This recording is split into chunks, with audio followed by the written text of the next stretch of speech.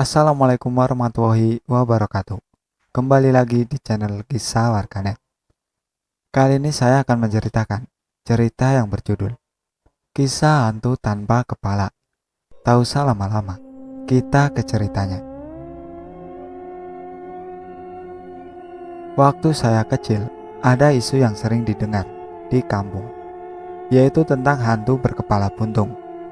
Dengan namanya yang mengerikan, kelakuannya menurut saya malah absurd. Waktu itu saya masih tinggal di Kapuas Hulu. Usia saya 8 tahun. Untuk anak seusia itu, cerita tentang penampakan hantu tanpa kepala ini sempat membuat malam-malam saya terasa mencekam. Apalagi tiap dibicarakan, selalu ada isu baru yang muncul tentang hantu yang satu ini. Untuk memudahkan bercerita, hantu ini kita sebut saja sebagai buntung. Daripada makhluk halus, buntung lebih tepat disebut mayat hidup. Bukannya apa, dari berbagai cerita yang beredar, buntung ini memiliki wujud fisik, bisa bersentuhan, dan bisa menyentuh barang, jadi bukan arwah. Treat ini tidak akan panjang karena saya tak pernah dapat cerita detail soal buntung ini. Ceritanya hanya beredar dari mulut ke mulut, jadi bahan obrolan di sekolah. Tak ada yang tahu asal-muasal buntung. Ada yang bilang dia korban tumbal. Mungkin gak di sana saja orang yang percaya kalau tiap ada pembangunan jembatan, pasti ada tumbal kepala orang. Jadi hampir setiap tahun isu itu beredar. Ada orang-orang yang mencari kepala manusia untuk tumbal pembangunan jalan atau jembatan. Kalau isu itu sudah beredar, maka kami anak-anak pasti takut keluar rumah. Dan orang-orang percaya kalau buntung adalah korban tumbal. Ia harus berkentayangan untuk mencari kepalanya. Kabar lain mengatakan kalau buntung itu penganut ilmu hitam. Ia punya kesaktian luar biasa, sehingga ia tak dapat mati. Naas, ia celaka, dan kepalanya disembunyikan oleh orang yang menghabisinya. Ia mencari kepalanya untuk tetap hidup, semacam rawa rontek atau pancasona. Penampakan pertama buntung terjadi di kampung yang cukup jauh dari kampung kami. Kita sebut saja orang ini namanya Kopar. Kopar sehari-hari bekerja di ladang. Huma di sana disebutnya. Ia tinggal sendirian karena ia tidak berkeluarga. Jadi waktu itu dia balik agak malam. Ia baru selesai memanen padi hari itu. Kopar tiba di rumahnya pukul 8 malam. Dari ladang, ia berjalan kaki.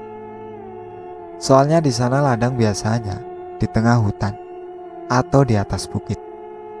Aksesnya kadang sulit. Itu hari yang melelahkan buat Kopar. Tapi karena lapar, ia tidak bisa langsung istirahat.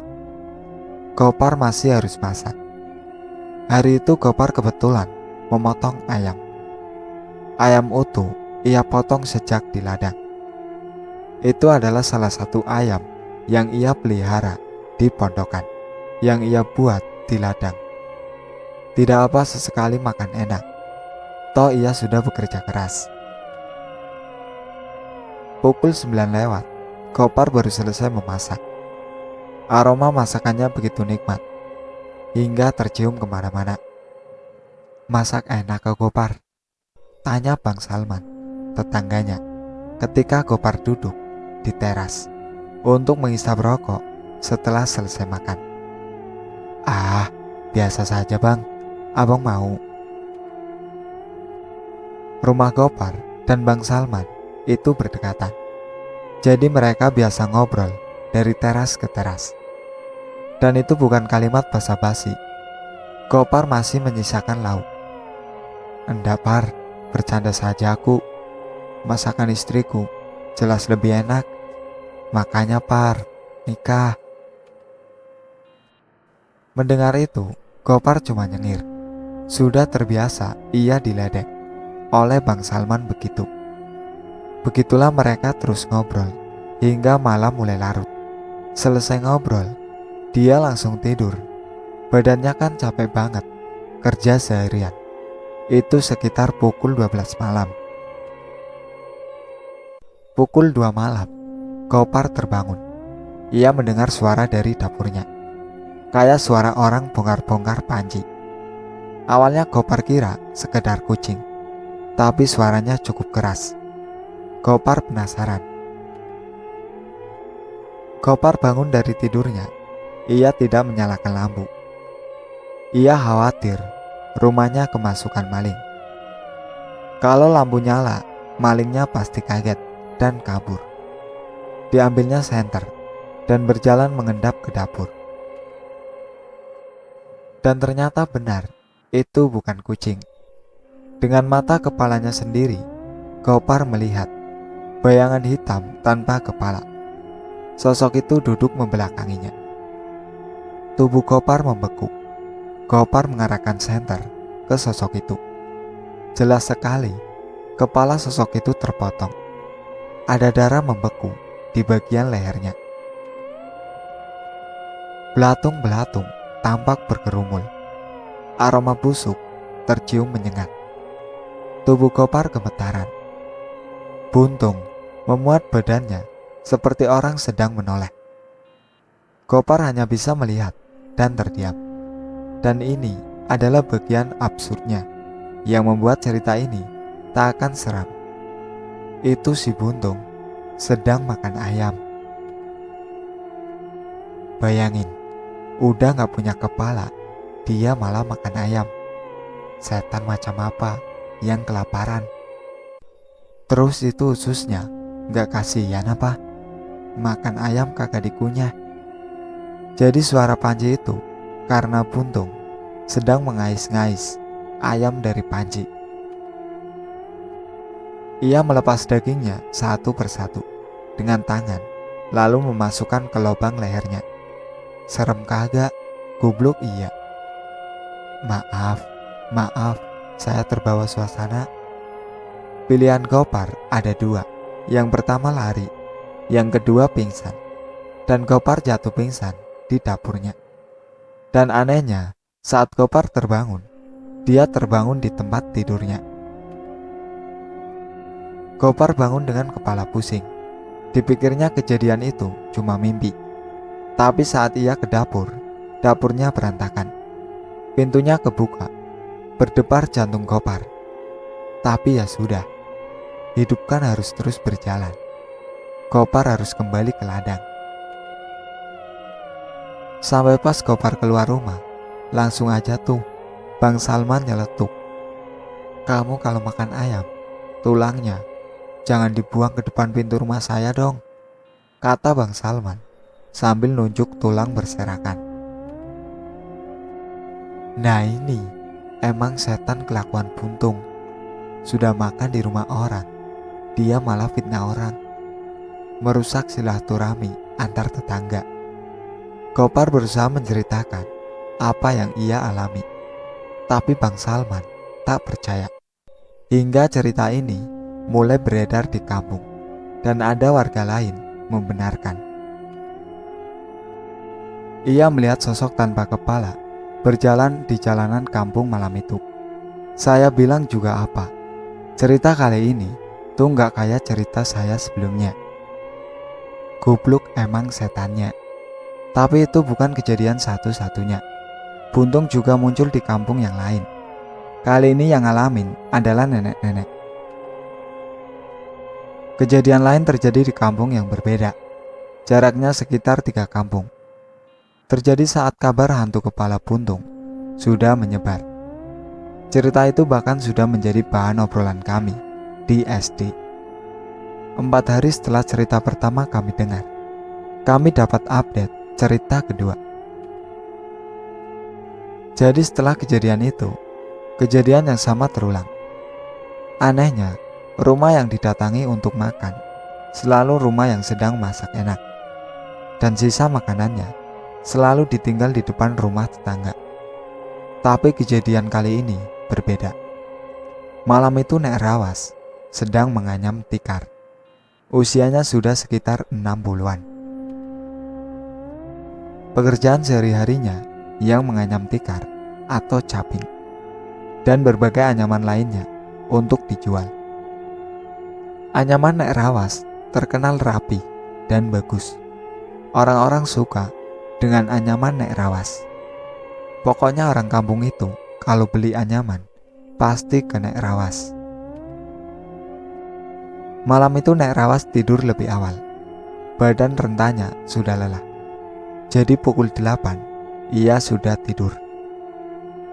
Nek Rawas gak masak ayam ya, jadi harusnya gak ada dong alasan Buntung datang. Nek Rawas sudah dengar cerita soal itu. Tapi bagi orang seusia Nenek Rawas, itu bukan hal menakutkan. Nek Rawas sudah banyak mendengar cerita yang lebih mengerikan. Ada setan tanpa kepala bisa makan ayam. Ah, setan noob itu. Sekitar pukul 12, Nek Rawas terbangun. Ia mencium aroma busuk menyengat di rumahnya. Aroma itu menusuk-nusuk membuat Nek Rawas susah bernafas. Ia juga mendengar suara anyamannya di luar digeser-geser. Malingkah? Pikir Nek Rawas. Nek Rawas keluar dari kamar dan mengintip keluar. Tahu apa yang terjadi? Itu si Buntung bangsat lagi nganyam tikar. Lanjutin anyaman Nek Rawas. Kayak jago aja dia. Kalau ngerusak anyaman Nek Rawas, gimana? Tapi tetap saja Nek Rawas terdiam. Sosok yang diceritakan orang-orang kini ada di depannya. Duduk bersila menganyam tikar. Sosok itu sedikit berputar seperti menoleh.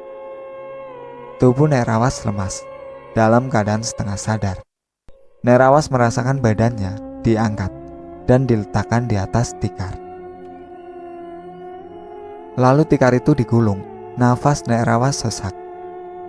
Nek Rawas dapat merasakan tikar itu diikat. Lalu perlahan-lahan, tikar berisi Nek Rawas itu ditarik keluar. Entah kemana, tubuh Nek Rawas lemas. Besoknya, tubuh Nek Rawas ditemukan di ujung kampung oleh warga. Dikira korban pembunuhan. Taunya pas tikar dibuka, Nek Rawas sedang tertidur. Kan kampret ya. Udah sok-sok nganyam, terus nenek-nenek diarak keliling kampung sama tuh setan. Bentukannya aja serem, kelakuannya ngehi. Tapi ada yang cerita gini. Jadi setelah kabar penampakan hantu tanpa kepala, makin banyak orang mengaku melihat sosok Buntung. Salah satunya Pak Umar, seorang supir bis antar kota dalam provinsi. Jalan provinsi saat itu rusak parah, belum dibangun. Genangan air di mana-mana. Jalan penuh lumpur di musim hujan. Jadi supir bis adalah tantangan sendiri bagi Pak Umar. Hujan turun rintik, itu sekitar pukul 7 malam. Pak Umar berusaha melalui area jalan yang licin di dekat sebuah kampung. Ban mobil amblas. Para penumpangnya tertidur, ditemani kernetnya. Pak Umar turun untuk mengamati keadaan.